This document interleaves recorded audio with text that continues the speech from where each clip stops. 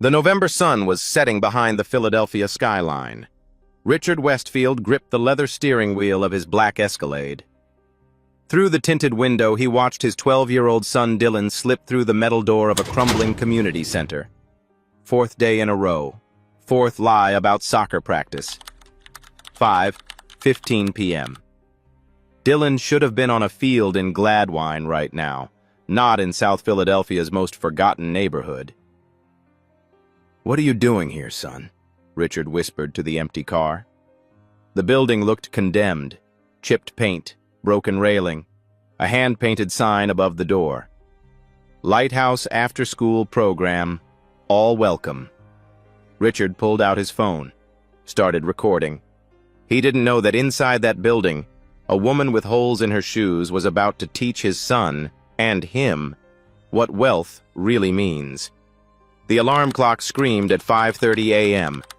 Janelle Harper slapped it silent and stared at the water-stained ceiling of her studio apartment. Another crack had appeared overnight, snaking across the plaster like a river on a map. She didn't move for a full minute, just breathed. Some mornings, getting out of bed felt like lifting a mountain. The space heater in the corner rattled and coughed, barely pushing warmth into the frigid November air. Janelle pulled the thin blanket tighter. Her breath came out in visible puffs. She finally sat up. Her feet hit the cold linoleum floor. On the kitchen counter, really just a hot plate and a mini fridge, sat an envelope marked "electric bill" in her careful handwriting. She opened it, counted the bills inside. $47. The bill was $63. Janelle closed her eyes. Did the math she'd been doing for 3 months straight. Rent, food, bus fare, program supplies, her own electricity. Something had to give. She grabbed a protein bar from the cabinet. Her breakfast. Again. She'd been splitting her meals in half for weeks now, telling herself it was a diet. The truth sat heavier. Every dollar she didn't spend on herself went to the kids at Lighthouse. 23 children who needed her more than she needed a hot meal. The bus ride to the center took 40 minutes. Janelle pressed her forehead against the cold window and watched Philadelphia wake up. Coffee shops, boutiques, people in business suits rushing to jobs that paid actual salaries. She used to be one of them. The bus passed Martin Luther King Elementary, where she'd taught 4th grade for 6 years, where she'd won Teacher of the Year, where she'd finally felt like she'd found her purpose. Budget cuts eliminated her position last March. "Last hired, first fired," the principal had said, not meeting her eyes. "I'm sorry, Janelle. You're an incredible teacher." Not incredible enough to keep, apparently. Janelle blinked hard. She didn't cry on buses anymore. She'd used up those tears months ago. The Lighthouse after-school program occupied the basement of an old community center on the corner of 52nd and Chester. The building had been scheduled for demolition twice. Both times, neighborhood organizing saved it. Barely. Janelle unlocked the door at 6:45 a.m., flipped on the lights. Half of them worked. The space was exactly what you'd expect from a basement running on zero budget. Mismatched tables donated from a closed restaurant. Folding chairs with ripped seats. Buckets in 3 corners catching leaks from pipes overhead. Paint peeling off concrete walls. But it was clean. And it was safe. And for 23 kids, it was home. Janelle walked through the main room, adjusting chairs, straightening the bookshelf she'd built from milk crates and plywood. On the wall hung crayon drawings from the kids, bright bursts of color against the gray. "Good morning, Lighthouse," she whispered to the empty room. This place was her baby, her purpose, her reason for getting out of bed. She'd started it 6 months ago with her final teacher paycheck and a dream. No funding, no grants, no nonprofit status. She couldn't afford the lawyer fees to file the paperwork. Just her. And the kids who had nowhere else to go. The children of parents working 2 jobs, kids in foster care, kids whose schools had given up on them. Kids who were hungry, scared, brilliant, and desperately in need of someone to believe in them. Janelle knew what that felt like. She'd been one of those kids once. Foster care from age 7 to 18, bounced between 6 homes. The system's favorite phrase, difficult to place. Code for black girl with trust issues and a quick tongue. But in 10th grade, a teacher named Mrs. Patterson saw her. Really saw her. Mrs. Patterson stayed after school to help Janelle with college essays, paid for her SAT prep out of pocket, wrote recommendation letters, told Janelle something no one else ever had. You are brilliant, you are, and you deserve every opportunity.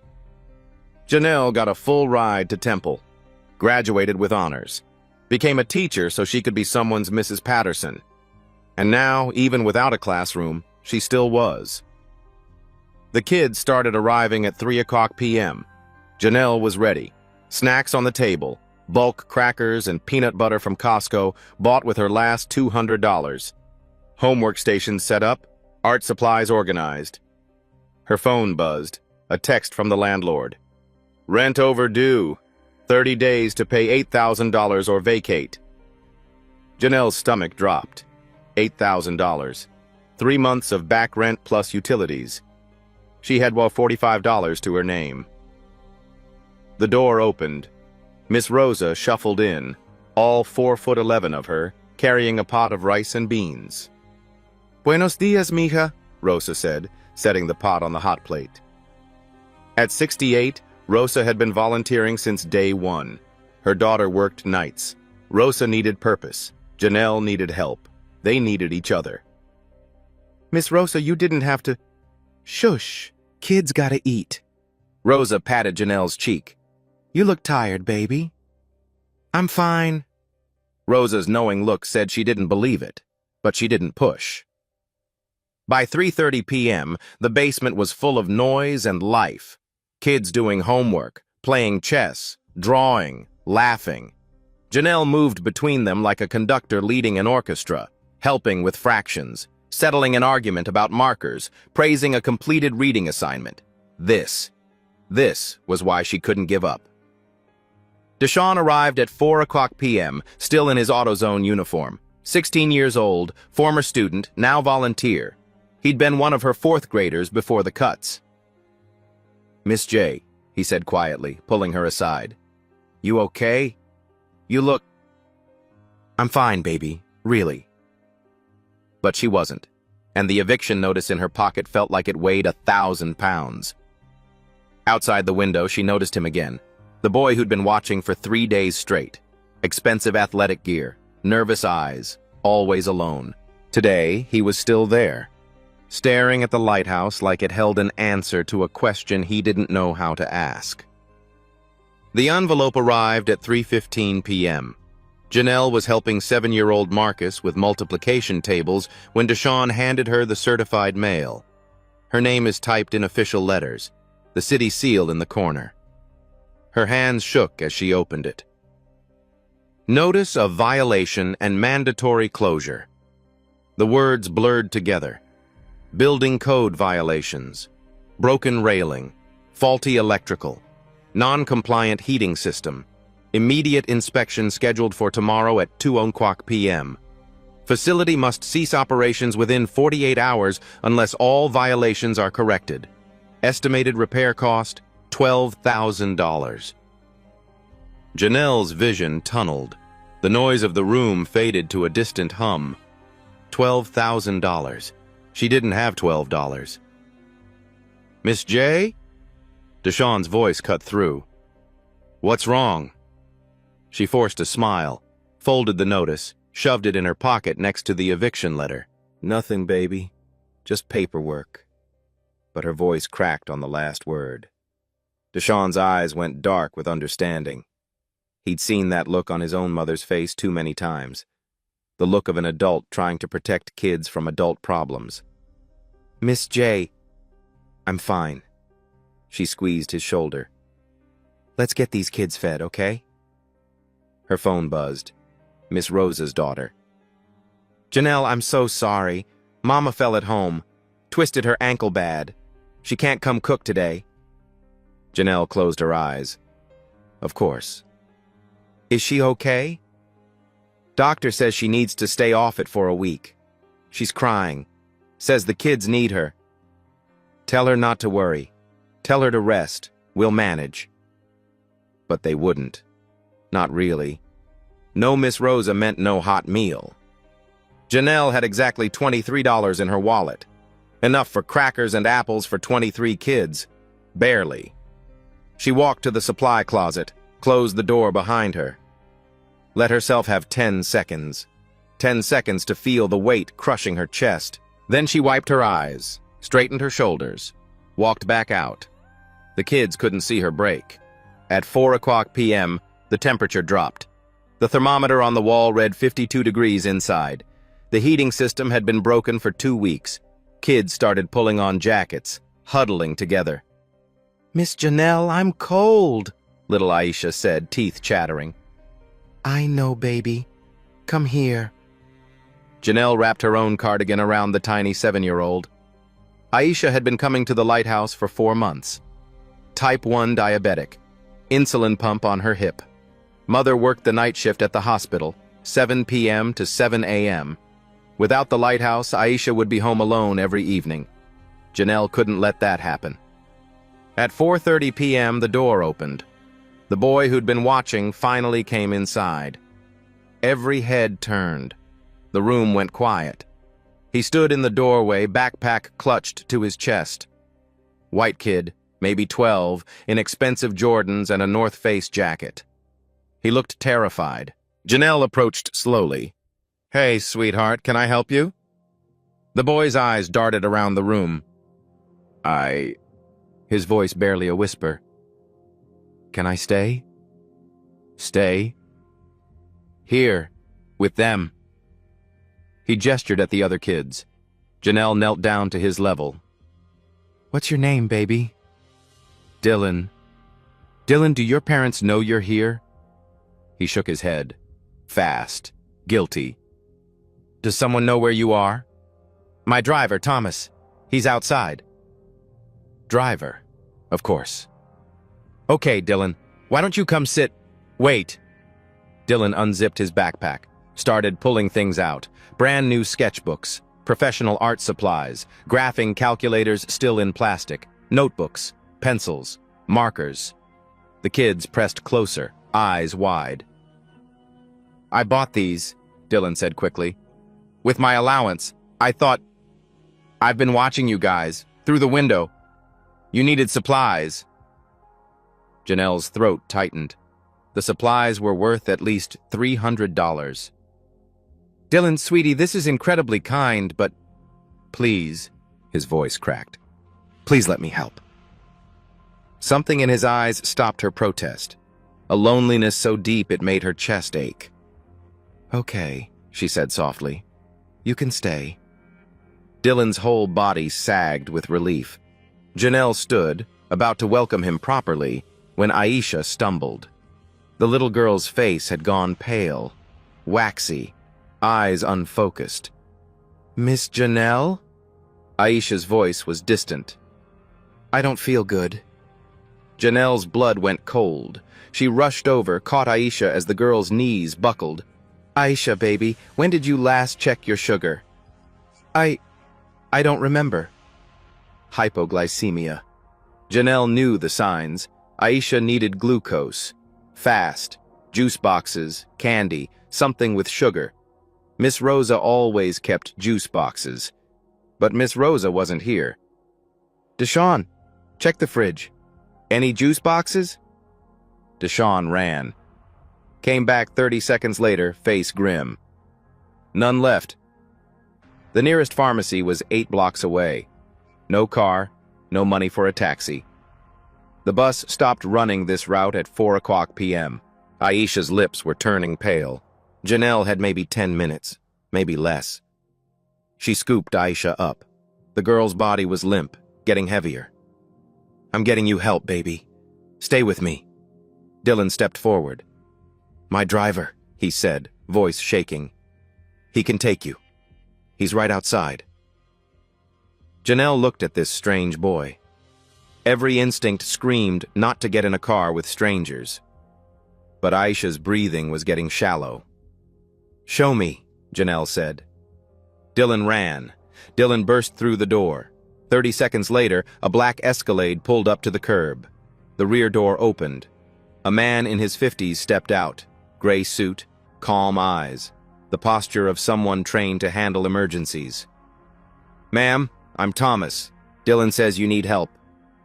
Janelle didn't hesitate. She carried Aisha toward the car. Little girl's diabetic, low blood sugar. I need to get to CVS on Broad Street, fast. Thomas opened the door wider. Get in. Janelle climbed into the back seat, cradling Aisha. Dylan jumped in beside her. Dylan, you should stay! No. His voice was firm. I'm helping. Thomas was already behind the wheel. The engine purred to life. CVS on Broad? Thomas asked. Yes, please hurry. The Escalade pulled into traffic. Janelle held Aisha close, one hand on the girl's wrist, feeling her pulse. Too fast, too weak. Stay with me, baby girl, Janelle whispered. We're almost there. Just stay with me. Aisha's eyes fluttered. Her skin felt clammy. Janelle's heart hammered. She'd dealt with Aisha's blood sugar before, but never this bad, never this fast. How long has she been like this? Dylan asked quietly. Maybe 5 minutes. Started fast. Is she going to be okay? Janelle met his eyes, saw real fear there. She will be, Janelle said. We're getting her what she needs. But inside, panic clawed at her throat. The leather seats were spotless, temperature controlled, smooth ride. She barely noticed. All her focus was on the little girl in her arms. 2 minutes out, Thomas said from the front seat. His voice was steady, calm. Janelle noticed the privacy partition between front and back. The small refrigerator is built into the side panel. This wasn't just a nice car. This was wealth. Real wealth. Who was this kid? Almost there, Aisha, Janelle murmured. Almost there. The Escalade pulled into the CVS parking lot. Thomas parked directly in front of the door. Go, he said. I'll wait here. Janelle pushed open the door. Dylan jumped out first, held it open for her. She rushed inside, Aisha heavy in her arms. The fluorescent lights were too bright. A teenage clerk looked up from his phone. Do you have juice boxes? Janelle's voice came out sharp, desperate. Aisle 3. She ran, found the shelf, grabbed 2 boxes of apple juice, then glucose tablets from the diabetes section. Her hands shook as she read labels. Fast acting. That's what she needed. Dylan appeared beside her. Got them? Yes, let's go. They rushed to the checkout. The same bored teenager scanned the items. $23.47. Janelle pulled out her debit card. Swiped it. The machine beeped. Declined. Her stomach dropped. Try again, the clerk said, not looking up from his phone. She swiped again. Declined. Ma'am, do you have another card? Janelle's vision blurred. She had $23 in her account. The total was 23s, $45, 47 cents short. I have cash. She fumbled in her pocket, pulled out crumpled bills, started counting. 20, 21, 22, 23. No more. I'm short, she whispered. I'm 47 cents short. The clerk sighed. Then I can't use this. Dylan slid a black American Express card across the counter. Janelle's head snapped toward him. Dylan, no, I can't. The girl needs help. His voice was quiet but firm. My dad won't care. That's what money's for, right? Helping people? The clerk swiped the Amex. Approved. Janelle grabbed the bag. Her hands were shaking so hard she almost dropped it. Thank you, she breathed. Dylan, thank you. They ran back outside. Thomas had moved the Escalade closer to the door. He stood beside it, door already open. Janelle climbed in, ripped open the juice box, tilted Aisha's head back gently. "Come on, baby. Drink for me." She pressed the straw to Aisha's lips, squeezed the box slowly. Juice trickled into the girl's mouth. "Swallow, sweetheart. Please, swallow." Aisha's throat moved. Once. Twice. Janelle kept the juice flowing, slow and steady. Dylan sat frozen beside them, eyes wide. "Is it working?" he whispered. "Give it a minute." Janelle unwrapped a glucose tablet, crushed it between her fingers, slipped the pieces into Aisha's mouth. More swallowing. Good. That was good. She tilted the juice box again. More liquid. More sugar flooding Aisha's system. "Come on, baby girl. Come back to me." 30 seconds passed. Felt like 30 years. Then Aisha's eyes opened.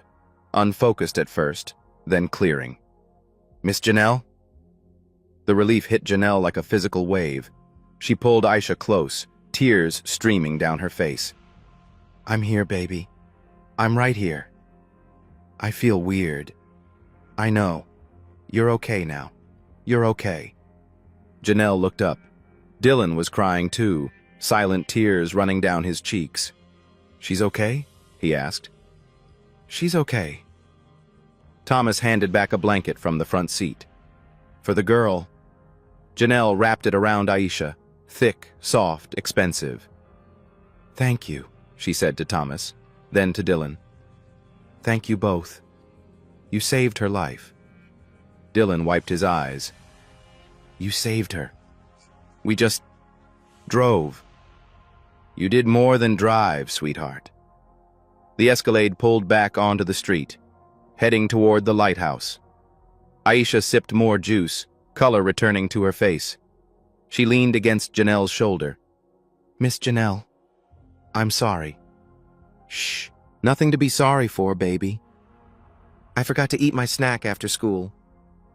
"It's okay. You're safe now." Janelle held her close, her own heartbeat finally slowing to normal. She glanced at Dylan. He was staring out the window, processing. This boy had just witnessed a life-or-death emergency, had responded without hesitation, had used his resources without ego. Who raised him to be like that? The Escalade pulled up to the lighthouse. Kids' faces pressed against the windows. Deshawn burst out the door. "Is she okay?" "She's fine," Janelle called. "Everyone back inside. It's cold." They climbed out. Aisha could walk now, though Janelle kept one arm around her. Inside, the other kids swarmed them, questions flying. "Give her space," Janelle said gently. "She needs to sit and rest." She settled Aisha on the couch, wrapped her in another blanket, made her drink more juice. Dylan stood near the door, uncertain, like he didn't know if he belonged. Janelle caught his eye, smiled. "Come here, sweetheart." He walked over slowly. She pulled him into a hug, felt him stiffen with surprise, then melt into it. "You were so brave today," she whispered. So brave." When she pulled back, his eyes were wet again. "I've never helped someone like that before." "Well, you did today, and you were amazing." The door opened. Thomas stepped inside. "Dylan," he said quietly, "your father's been calling." Dylan's face fell. "He's mad, isn't he?" "He's worried. We should go." Janelle stood. "Thomas, thank you for everything." Thomas nodded, handed her a business card. "If the young lady needs anything else, or if you do." Janelle glanced at the card. Expensive cardstock, embossed lettering. Thomas Brooks Executive Security Westfield Enterprises. She pocketed it absently. Her focus was on Dylan. "Can I—" Dylan's voice was small. "Can I come back? Tomorrow?" Janelle knelt down, looked him in the eye. Doors always open, baby. His whole face lit up. At the door, he turned back. Miss Janelle? My mom used to run a program like this. Before she... He trailed off, looked down. Before she left. Then he was gone, following Thomas to the Escalade. Janelle stood in the doorway, watching the expensive car pull away. Something about Dylan's last words stuck in her chest. Before she left. Not moved away. Not divorced. Left. Aisha's mother arrived 20 minutes later. Shanice burst through the door, still in her hospital scrubs, face tight with fear. "Where's my baby?" "Right here, Mama." Aisha waved from the couch, juice box in hand. Shanice dropped to her knees, pulling Aisha into her arms. "Baby, are you okay? They called me at work, said you—" "I'm fine, Mama. Miss Janelle saved me." Shanice looked up at Janelle, eyes brimming. "What happened?" Janelle knelt beside them. "Her blood sugar dropped, fast, but we caught it in time. She's okay now." "I checked her pump this morning. I swear I did." "Shanice, it's okay. These things happen. She forgot her afternoon snack, that's all." Shanice pulled Janelle into a fierce hug. "Thank you. God, thank you." "It wasn't just me," Janelle said quietly. "Dylan helped, and his driver." She looked around. Dylan was sitting at one of the tables pretending to read a book, but his eyes kept darting toward them. Janelle walked over, sat down beside him. "You did good today, sweetheart." Dylan closed the book. "I was scared." "Me too. But you didn't look scared." Janelle smiled. "That's the trick. Being brave doesn't mean not being afraid. It means doing the right thing even when you're shaking." Dylan was quiet for a moment. Then he reached into his pocket, pulled out his wallet. "Here." He tried to hand her 5 $100 bills. "For the program. To replace what you spent today, and for other stuff you need." Janelle's chest tightened. She gently pushed the money back toward him. "Dylan, no. But you need it. I saw the notice on your desk, the eviction thing, and the heat's broken, and..." "How do you know about all that?" His cheeks flushed. "I've been watching, through the window, for 3 days. I see everything." Janelle studied his face, this 12-year-old boy who'd been observing them like a documentary. "Why?" she asked softly. "Because..." He struggled for words. "Because it looked like what I remember. From before." "Before what?" "Before my mom left." There it was again. That word. Left. Janelle took his hands in hers. The bills crumpled between their fingers. "Dylan, listen to me. What you did today, calling Thomas, paying at the pharmacy, staying calm, that was worth more than any amount of money. But the program, we'll figure it out. We always do. But I have money. I can help." "You already did help. You showed up. You were brave. You used your resources to save a life." "That's everything." Dylan's voice dropped to a whisper. "Everyone always wants my money. My dad's money. That's all anyone ever wants from me." Janelle's heart cracked. She pulled him close. "Not from you, baby. Not from you. Then what do you want?" "I want you to remember today. I want you to remember that one person with courage can change everything. And I want you to know that your heart, that's your real wealth, not what's in your wallet." Dylan was crying now, silent tears soaking into her shoulder. "Can I really come back tomorrow?" "Every day if you want." The door opened again. Thomas stepped inside, phone in hand. "Dylan, we really need to go. Your father's called 6 times." Dylan pulled back, wiping his eyes. He looked at the money still in his hand. "Please," he said one more time. "Please take it. Janelle folded his fingers around the bills. I can't. But what you can do is come back tomorrow and help Deshawn fix that broken table. And read to some of the younger kids. That's what I need. Dylan nodded slowly, pocketed the money. Okay. At the door, Thomas rested a protective hand on Dylan's shoulder. The gesture was tender, familiar, more than just an employee. Thank you again, Ms. Harper, Thomas said, for including him today. He's welcome any time. As they walked to the Escalade, Janelle noticed Thomas didn't open the door like a chauffeur would. He waited beside Dylan, like a guardian. Who were these people? She pulled out the business card from her pocket. Read it properly this time. Thomas Brooks, Executive Security, Westfield Enterprises, Westfield Enterprises. The name meant nothing to her. Inside, Deshawn appeared at her elbow. Miss J, who was that kid? Someone who needed a safe place, just like you did once. He's rich. He's lonely. Deshawn was quiet. Then, you gonna take his money next time? Janelle looked at the eviction notice still on her desk.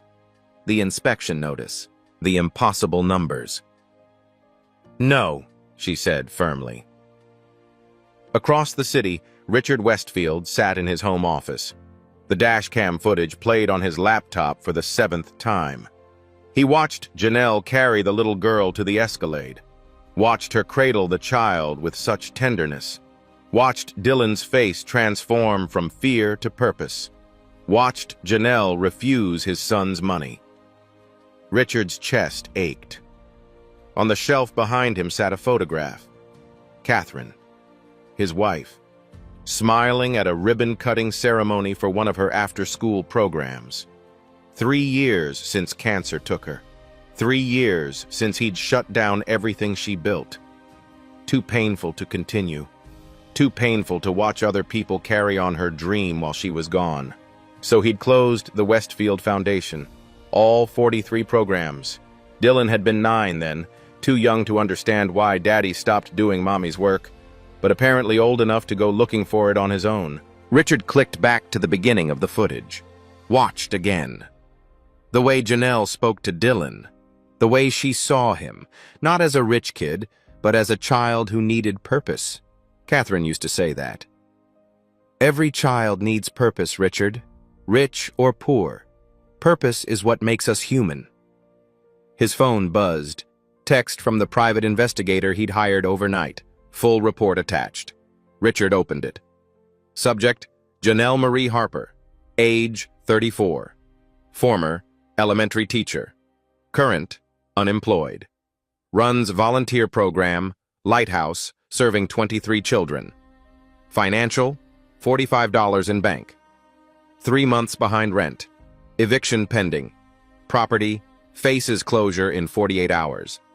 Repair cost, $12,000. Below that, testimonials from parents and community members. Miss Harper saved my son's life every day for 6 months. She gave up her own meals to feed our children. That program is the only reason my daughter hasn't given up. Richard closed his eyes. Catherine would have loved her. His phone rang. Thomas. Sir, we're heading back. Dylan is quiet. Did he say anything? Asked if you'd let him go back tomorrow. What did you tell him? Thomas paused. I said I hoped you would. Richard looked at Catherine's photograph, at her smile, at the purpose that had radiated from her. Thomas, tomorrow I need you to drive me to that center. Dylan will be there after school. I know. Richard hung up, stared at the screen, at Janelle Harper, who had nothing, giving everything, at his son, who had everything, desperate to give something that mattered. The city inspector was scheduled for 2:00 p.m. tomorrow. Richard had 18 hours to decide if he was brave enough to step back into the world his wife had loved, the world he'd abandoned when it hurt too much to stay. The next afternoon, Dylan returned at 3:30 p.m., backpack full of books he wanted to donate, a nervous smile on his face. The kids greeted him like he'd always been there. "Dylan, come help us with this puzzle!" "Dylan, look what I drew!" He settled in easily, laughing, helping Deshawn fix a wobbly table leg, reading picture books to the younger kids. Janelle watched from across the room. In 24 hours, this boy had transformed from anxious outsider to welcomed friend. At 4:15 p.m., the door opened. A man in a suit stepped inside, clipboard in hand, city badge clipped to his belt. The inspector. Janelle's stomach dropped. "Janelle Harper?" the man asked. "That's me. Inspector Morrison, here for the code compliance check." The room went quiet, kids sensing the tension. "Of course. Let me show you around." The next 30 minutes were agony.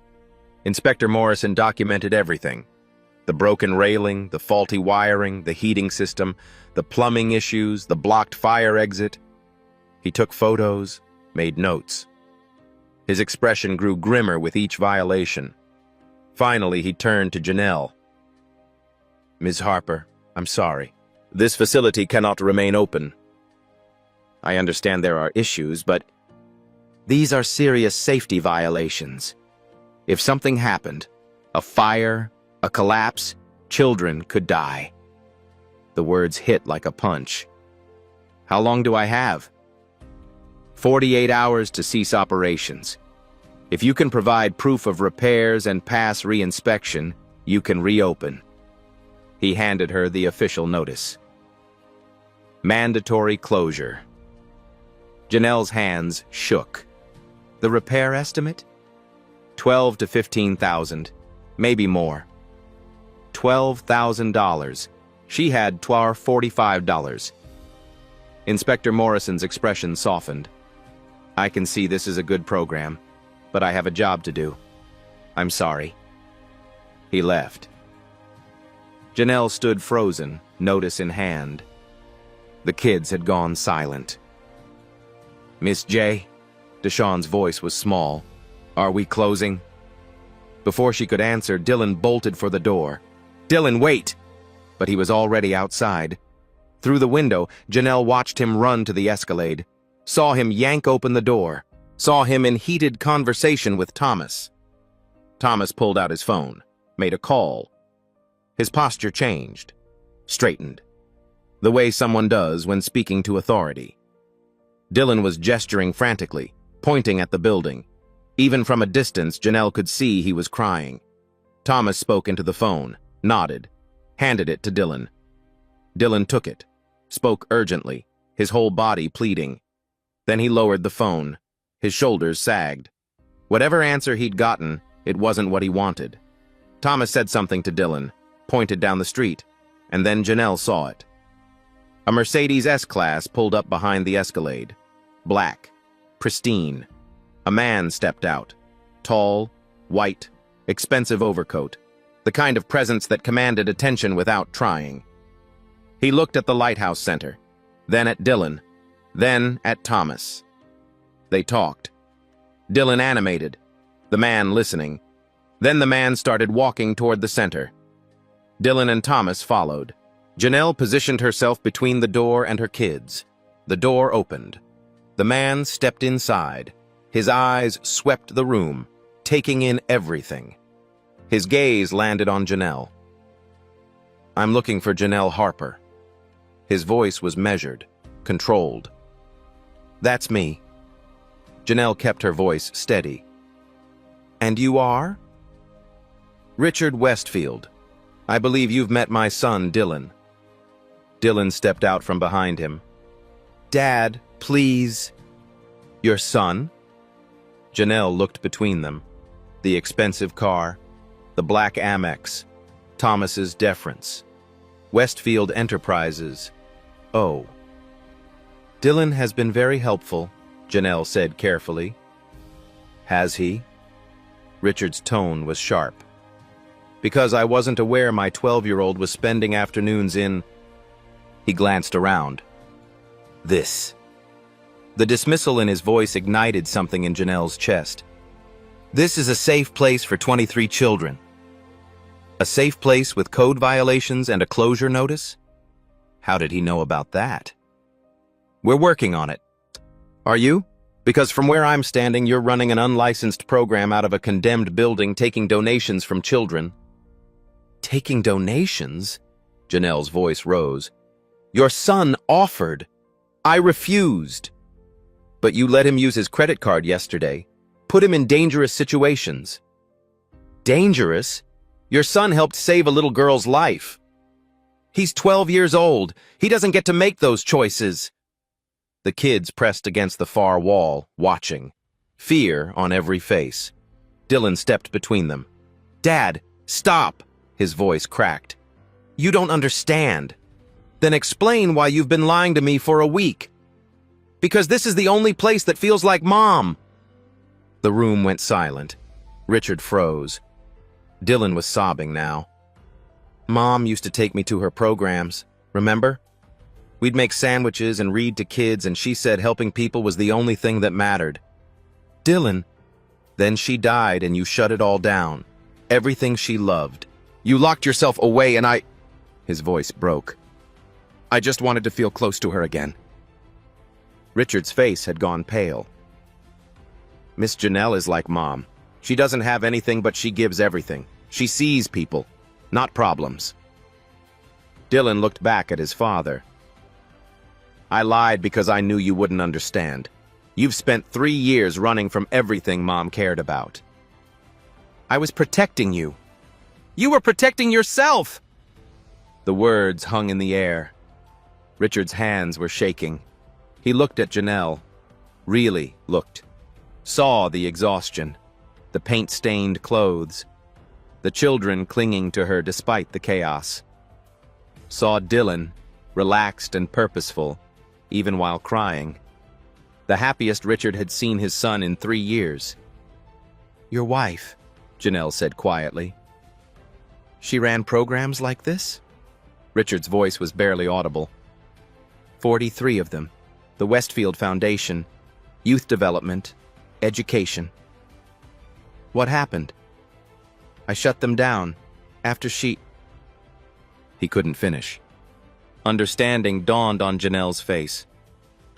I just wanted to help kids like Mom did, Dylan whispered. I wanted to matter. Richard sank into one of the small chairs. You matter. You've always mattered. I just didn't know how to do this without her. So you stopped trying? Yes. Silence. Janelle spoke softly. Mr. Westfield, your son saved a life yesterday. Not with money, with courage. He has an extraordinary heart. I'd guess he learned that from someone pretty special. Richard looked at Dylan. At his son, searching for his mother's legacy in the last place Richard would have looked. Richard sat in that small chair for a long moment. The children watched him, waiting. Finally, he stood, pulled out his phone, made a call. Jenkins, it's Westfield. I need a contractor at this address immediately. Full building assessment and emergency repairs. Yes, tonight. I don't care what it costs. He ended the call, looked at Janelle. The repairs will be handled. You'll pass inspection. Janelle blinked. Mr. Westfield, I can't accept... You're not accepting. I'm investing. He gestured around the room. My son found something here worth lying to me for. That deserves investigation. Investigation? May I sit down? Properly this time? Janelle nodded, still processing. They sat at one of the mismatched tables. Dylan hovered nearby, uncertain. Richard pulled out his tablet, opened a folder. After Catherine died, I shut down the Westfield Foundation. 43 after-school programs across 5 states. We served over 2,000 children annually. He showed her the screen. Photos of gleaming facilities, smiling kids, ribbons being cut. It was her life's work. When she got sick, she made me promise to keep it going. But when she died, his voice caught. I couldn't walk into those buildings without seeing her, hearing her voice, feeling her absence. So you closed them all, Janelle said softly. I told myself it was temporary, that I needed time, but 3 years passed and He looked at Dylan. I didn't realize what I was taking from him, too. Dylan's eyes were red, but he stayed quiet. Richard turned back to Janelle. Last night, I watched dashcam footage of you saving that little girl. Watched you refuse my son's money. Watched you teach him that being wealthy means nothing if you're not good. He paused. My wife used to say the same thing. Janelle's throat tightened. Ms. Harper, I want to reopen the Westfield Foundation, and I want you to run the flagship program. Janelle's mind went blank. What? Not this program. Though we'll save this one. Repairs starting tonight, rent paid for 5 years, full heating and electrical upgrades. The kids who'd been listening gasped, started whispering excitedly. But that's just the beginning. Richard swiped to another screen. Architectural renders, budget projections, partnership contracts. Catherine's vision was a network, after-school programs, mentor matching, college pipeline, employment partnerships for graduates. He showed her the plans. Beautiful facilities, comprehensive programming, real resources. 30 programs in 5 years, starting with 10 next year across Philadelphia, Camden, and Wilmington. Janelle couldn't breathe. You'd design the curriculum, hire the staff, set the values, full operational control. Annual budget, $15 million. The number made her dizzy. Mr. Westfield, I'm not qualified for that. I don't have an MBA. No nonprofit management experience. Catherine didn't either. She had vision, heart, refusal to give up on kids everyone else ignored. He looked directly at her. Just like you. But I'll hire an executive team. Legal, HR, finance. You focus on what matters. The kids. Your salary would be $150,000 annually, plus benefits. Janelle's mind reeled. She'd made $42,000 as a teacher. Now she was unemployed. Foundation offices will be in Center City, but this location becomes Program 1, your headquarters, your model that the others follow. He swiped again. Organizational charts, staffing plans, timeline. Board of directors, you, me, and 3 education experts you choose. You have final say on all programming decisions. Deshawn had moved closer, listening. His eyes were wide. Richard's voice softened. Ms. Harper, I'm not offering charity. I'm offering Catherine's dream back to the world. And I need you to show me and Dylan how to honor her memory by actually living her values. His voice broke slightly. I spent 3 years hiding from her loss. Dylan spent 3 years watching me disappear.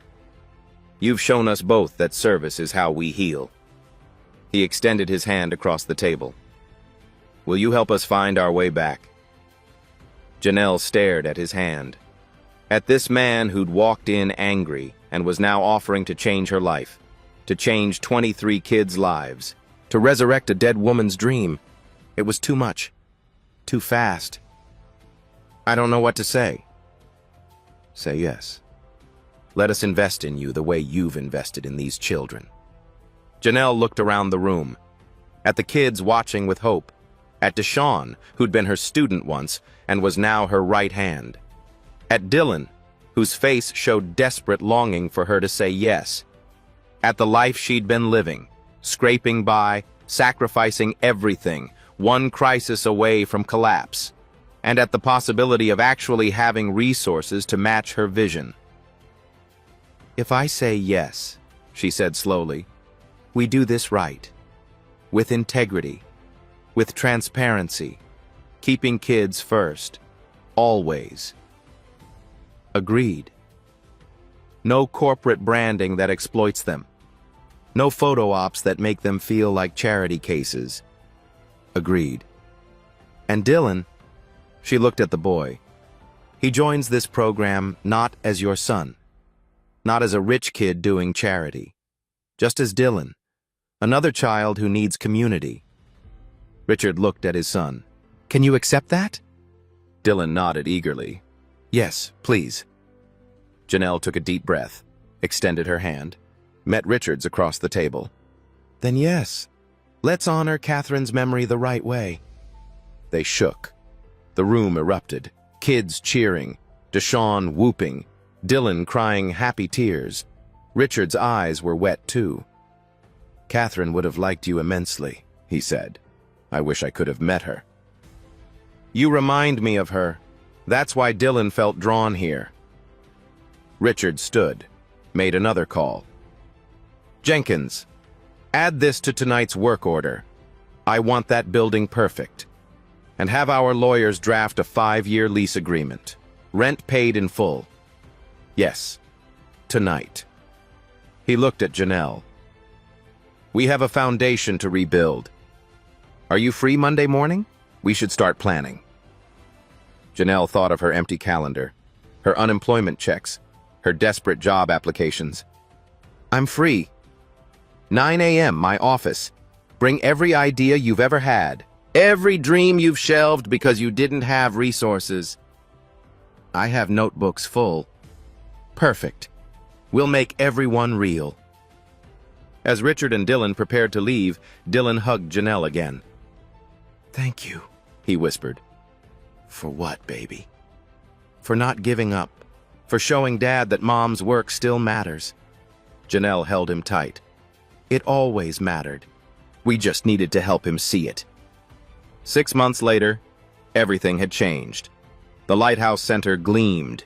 New paint, fixed railing, a heating system that actually worked. Bright LED lights replaced the flickering fluorescence. The buckets catching leaks were gone. Instead, there were computers, an art studio, a library with hundreds of books, a kitchen where Miss Rosa, now the paid head chef, cooked healthy meals, 62 kids enrolled, waitlist of 34. Janelle stood in the main room, watching the organized chaos of after-school life. Kids doing homework, playing chess, creating art, laughing. Deshawn walked past in his youth coordinator polo, clipboard in hand. He was 18 now, enrolled at Penn State on a full Westfield Foundation scholarship. He worked at Lighthouse 4 days a week. Miss J, the new tutors are here for orientation, he said. Perfect, I'll be right there. Janelle still couldn't believe this was her life. Executive Director of the Westfield Foundation, $150,000 salary, an actual team, resources that meant she could say yes instead of always saying, I wish I could. But she'd kept her promise. She still spent afternoons at Lighthouse, still knew every kid's name, still wore simple clothes and drove a modest car. Resources go to kids, not status, she'd told Richard when he'd offered her a company car. The foundation had grown faster than anyone expected. 10 programs across Philadelphia, Camden, and Wilmington. 847 children served. 23 corporate mentors recruited. A college scholarship fund with $2.3 million, and it was just the beginning. Janelle's office was in Center City now, 14th floor, view of the city, conference room where she met with donors and partners. But Lighthouse was still home. Dylan arrived at 4:00 p.m., backpack over his shoulder. He attended public school now, Richard's decision. 3 days a week at his prep school, 2 days at the local public school, building bridges between worlds. He was different now, confident, purposeful. He led the peer mentoring program, teaching his wealthy classmates about service. Miss Janelle, he waved, can I show the new kids around? Go ahead, baby. She watched him guide 3 nervous newcomers through the space. Patient, kind, exactly like his mother must have been. Richard had changed too. He visited Lighthouse twice a week, usually just observing, learning to be present again, learning to honor Catherine's memory through action instead of avoidance. Father and son were healing together. The news coverage had been unexpected. A local reporter, Keisha Williams, had done a deep dive. Where did the Westfield Foundation go, and why did it come back? The piece featured interviews with Janelle, Richard, Dylan, parents, kids. It told the story of Aisha's rescue, of Dylan's search for his mother's legacy, of Janelle's refusal to take money from a 12-year-old's guilt. 4.2 million views in 3 days. Then 60 Minutes called. The segment aired last month. The teacher who saved a billionaire's soul. Richard's interview had been raw, honest. I had all the money in the world, and I was the poorest man I knew. Janelle didn't save my son. She saved me. Janelle's interview focused on the kids. This isn't charity, it's justice. Every child deserves investment. The response was overwhelming. 17 cities had contacted them, wanting to replicate the model. Other billionaires called Richard asking about authentic philanthropy. A hashtag trended. #EveryChildDeserves. But for Janelle, the real impact was smaller, more personal. Aisha was thriving now. 8 years old, healthy, talking about becoming a doctor, like Miss Janelle saved me. 3 of the original Lighthouse kids had been accepted to prestigious prep schools with full scholarships. One mother had earned her GED through the adult education classes Janelle had added. Deshawn was studying engineering at Penn State. Local businesses were donating. Comcast provided computers. Aramark handled food service. SEPTA gave transportation passes. Richard's companies now gave employees paid volunteer hours and matching gifts for donations. Even his stock price had risen 23%. Investors loved authentic corporate social responsibility. But the moment that meant the most came 3 weeks ago. The Lighthouse graduation ceremony. All 23 original kids receiving the Catherine Westfield Compassion Award. Dylan had presented them, voice steady but emotional. My mom believed one person could change the world. Miss Janelle proved her right. Richard had unveiled Catherine's portrait in the main hall. A plaque beneath it read, "She taught us what wealth really means." Janelle had cried looking at it. "I never met her," she'd whispered to Richard, "but I feel like she led me here." "She did," Richard said. "Through Dylan. Through me. Through the dream she refused to let die." Now, watching the room full of children, fed, safe, learning, loved, Janelle felt Catherine's presence. Not as a ghost, as a promise kept, a legacy resurrected, a dream that refused to die because people refused to let it. 1 year after Aisha's rescue, history repeated itself. November evening. The temperature had dropped. Janelle was at the lighthouse finishing paperwork when someone knocked on the door. She looked up. A teenage girl stood outside, maybe 14, crying, soaked from the rain that had just started, bruise on her left arm. Janelle opened the door immediately. "Sweetheart, come in." The girl stepped inside, shaking. I didn't know where else to go." Dylan was there, volunteering as usual. He grabbed a blanket without being asked, brought water, sat beside the girl at a safe distance. "You're safe here," he said quietly. "What's your name?" "Maya." "I'm Dylan. This is Miss Janelle. We're going to help you, okay?" Janelle watched him, calm, present, using everything she'd taught him. Maya's story came out slowly. Abusive stepfather, mother who wouldn't listen. She'd run away, had nowhere to go, was terrified. Janelle made calls, crisis services, safe house placement, advocate, counselor. Dylan stayed with Maya the whole time, talking softly, sharing his own story of loss and finding purpose, holding space for her fear. When the social worker arrived an hour later, Maya was calm, still scared but no longer alone. As they prepared to leave, Maya looked at Dylan. "Thank you for not making me feel stupid for running." "Asking for help isn't stupid," Dylan said. "It's the bravest thing you can do." After they left, Richard arrived. He'd been having dinner nearby when Janelle texted. He stood in the doorway watching Dylan clean up, watching his son move through the space with confidence and compassion. "You handled that perfectly," Richard said. Dylan looked up. "Miss Janelle taught me." Your mother would be so proud of you." For the first time in a year, Dylan didn't cry at the mention of his mother. He smiled instead. "I think she'd be proud of all of us." That weekend was the Foundation's one-year anniversary gala. 500 attendees, $3.8 million raised. Janelle gave the speech, telling the story of refusing Dylan's first $500. That moment taught him that people aren't transactions, they're sacred. And that lesson is now changing hundreds of lives. After the gala, the three of them returned to the lighthouse. Sat in the original basement room, preserved as the beginning room. Richard looked around. "A year ago, I was lost. My son was slipping away. You brought us back." "You brought yourselves back," Janelle said. "I just held the door open." Dylan placed fresh flowers beneath Catherine's portrait. "Miss Janelle, thank you for refusing my money. Thank you for being brave enough to show up anyway." They sat in comfortable silence, looking at Catherine's smile.